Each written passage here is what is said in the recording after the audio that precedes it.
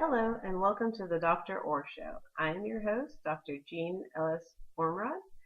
After I was done writing my 8th edition of my textbook, Educational Psychology Developing Learners, I thought it would be fun to interview some of the many great and historical contributors of the learning theories we study today. Our featured guest this week is Jean Piaget. Hello, I'm very excited to discuss my theory of cognitive development with all of you today. Thank you, Dr. Piaget. What do you say we dive in and get to the meat and potatoes of your theory? How would you define cognitive development? The meat and potatoes, as you call it, is the idea that as a person's body grows, so does their ability to learn and understand the world around them. Interesting. So, are you saying that infants are like little sponges absorbing knowledge? No, Dr. Ormrod. In fact, I am saying quite the opposite. Allow me to explain. My theory has 6 assumptions. First, that children are naturally curious about their world. Secondly, because of this motivation to learn, they behave as little scientists would, actively constructing knowledge about objects by experimenting with them. Like a baby putting a toy in his or her mouth. Yes, exactly. The baby is learning that the toy is soft, furry, or tastes good or bad. The baby is constructing his or her own knowledge about the toy. This is my second assumption. So, what would the baby do with this information?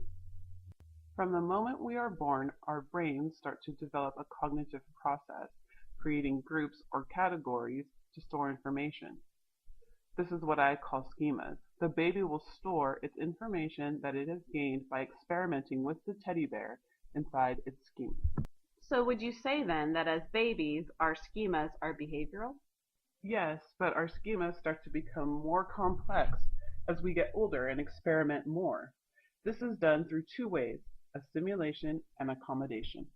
So your third assumption is that assimilation and accommodation work hand in hand as children develop their knowledge and understanding of the world. That is correct. This leads us into my 4th assumption, that cognitive development depends on interaction with one's physical and social environment. It is this active experimentation that leads to complex thought and knowledge. My 5th assumption explains how this works. Equilibration. Equilibrium is when children respond to a new event using existing schemas. But doctor, as children grow older, they encounter situations where their current schemas may not be adequate. Good point, doctor. This is disequilibrium.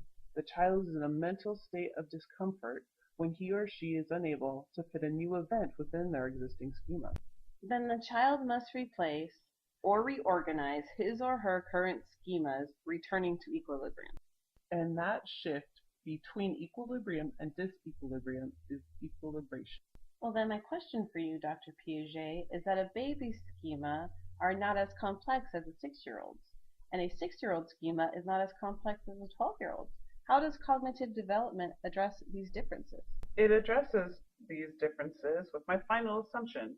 As the brain physically changes with maturity, so does the qualitative differences of thought complexity change. I have divided this development into 4 stages. The first stage is sensory motor. This stage begins at birth. Here, babies learn by trial and error. They focus on what's right in front of them or what they are doing. Their schemas are mostly behavioral and perceptual.